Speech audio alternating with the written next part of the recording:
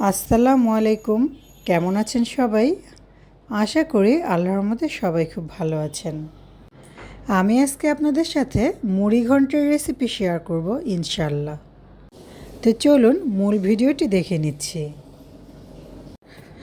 এখানে আমি কড়াইয়ের মধ্যে 1 কাপ পরিমাণ মুগের ডাল নিয়ে নিলাম।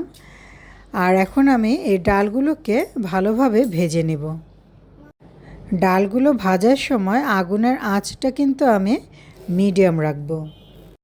আর ডালগুলোকে অনবরত কিন্তু নেড়েচেড়ে দিতে হবে, তাছাড়া দেখা যাবে যে নিচের সাইডে পুড়ে যাচ্ছে আর উপরের সাইডটা হয়নি ভাজা।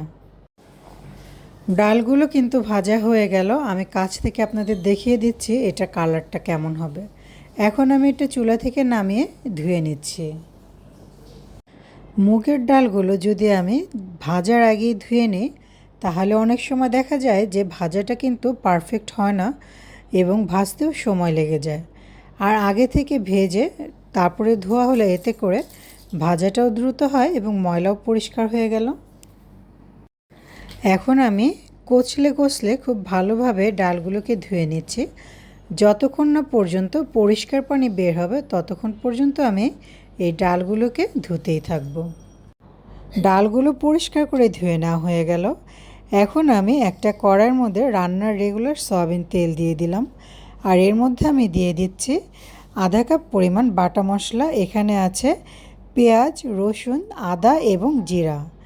এই মশলাগুলো আমি এখন কড়াইয়ের মধ্যে দিয়ে দিলাম। এখানে আমি 1 চা চামচ দিয়ে দিচ্ছি ধনিয়া এবং জিরার গুঁড়া। 1 চা চামচের চেয়ে একটু কম দিয়ে দিচ্ছি হলুদের গুঁড়া। 1 টেবিল চামচ দিয়ে দিচ্ছি মরিচের গুঁড়া। 1 চা চামচ দিয়ে দিলাম লবণ। ছোট এলাচ দিয়ে দিচ্ছি 4-5টি। আর এই এলাচের মুখটা কিন্তু আমি চিড়ে দিয়েছি।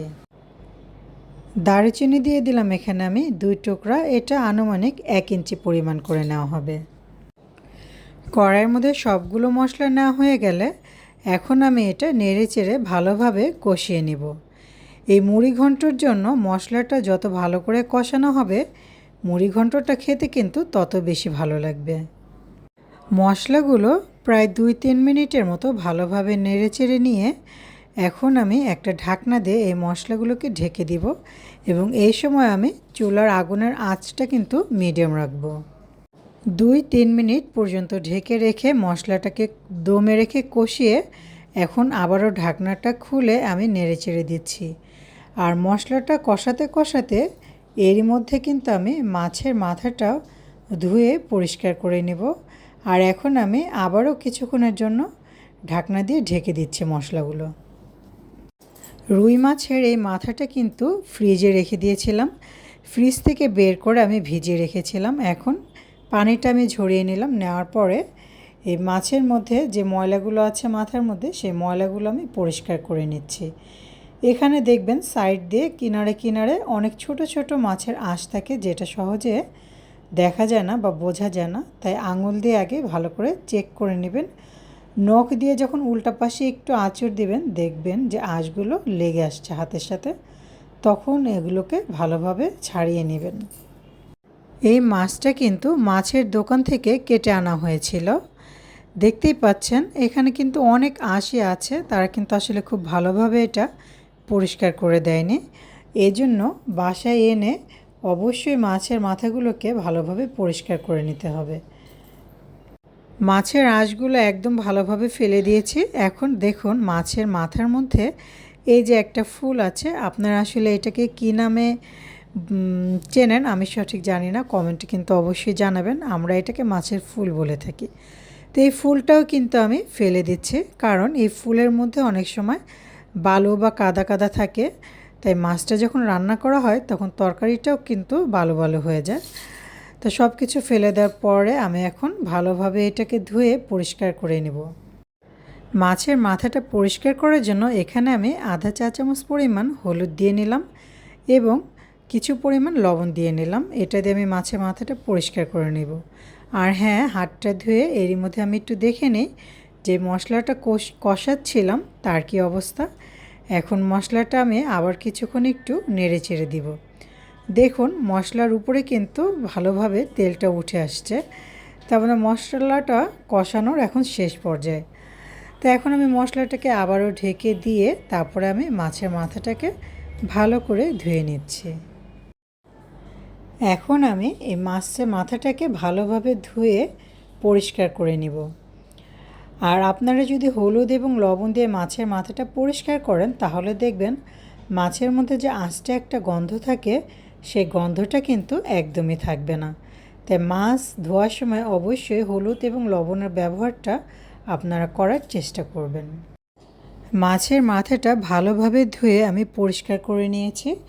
আর এখন দেখুন এখানে আমি মশলাটা দেখাচ্ছি, একদম পারফেক্টভাবে কিন্তু কষানো হয়ে গিয়েছে। কালারটা দেখে নিশ্চয়ই বুঝতে পারছেন। এখন আমি আগে থেকে ধুয়ে রাখা সেই মুগের ডালটা এই মশলার মধ্যে দিয়ে দিলাম এবং এটা আমি এখন ভালোভাবে নেড়েচেড়ে কষিয়ে নিব। প্রায় 3-4 মিনিটের মতো আমি ডালটা নেড়েচেড়ে কষিয়ে নিলাম। এখন আমি এর মধ্যে দিয়ে দিচ্ছি সামান্য পরিমাণ পানি। পানিটা কিন্তু প্রথমেই খুব বেশি দেব না, অল্প অল্প করে পানি দিয়ে ডালটাকে ভালোভাবে কষিয়ে নিতে হবে।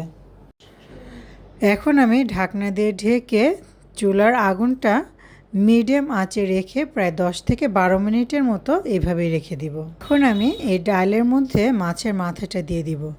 তবে এরই মাঝে কিন্তু আমি ডালের মধ্যে আরেকবার পানি দিয়েছিলাম, দিয়ে আরও কিছুক্ষণের জন্য ঢেকে রেখেছিলাম।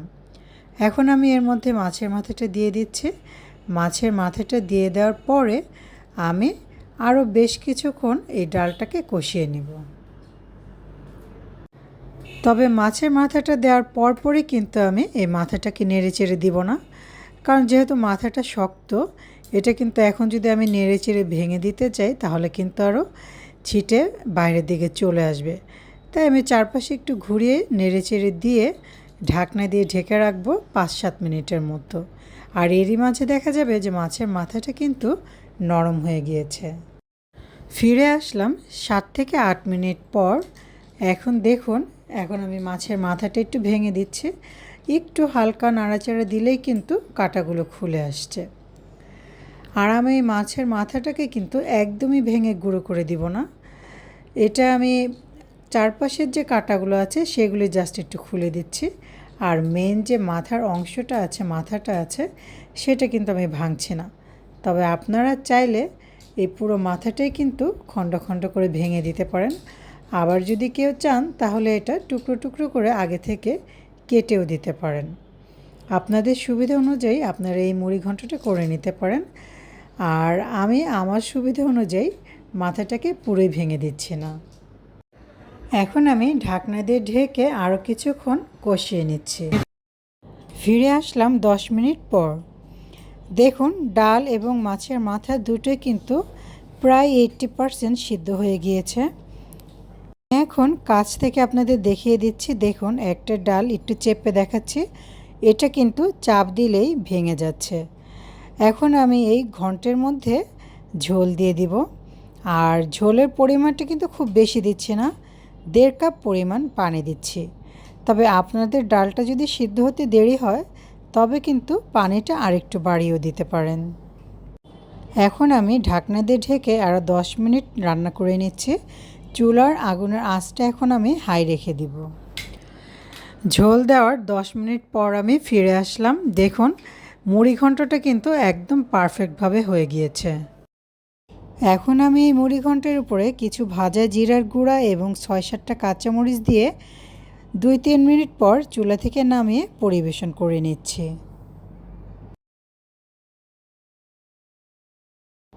রান্না হয়ে গেল মজাদার মুড়ি ঘন্ট। আজকের এই রেসিপি আপনাদের কাছে যদি ভালো লেগে থাকে আমার চ্যানেলকে সাবস্ক্রাইব করে আমার চ্যানেলের সাথেই থাকুন। সবাই ভালো থাকুন, সুস্থ থাকুন। আল্লাহ হাফেজ।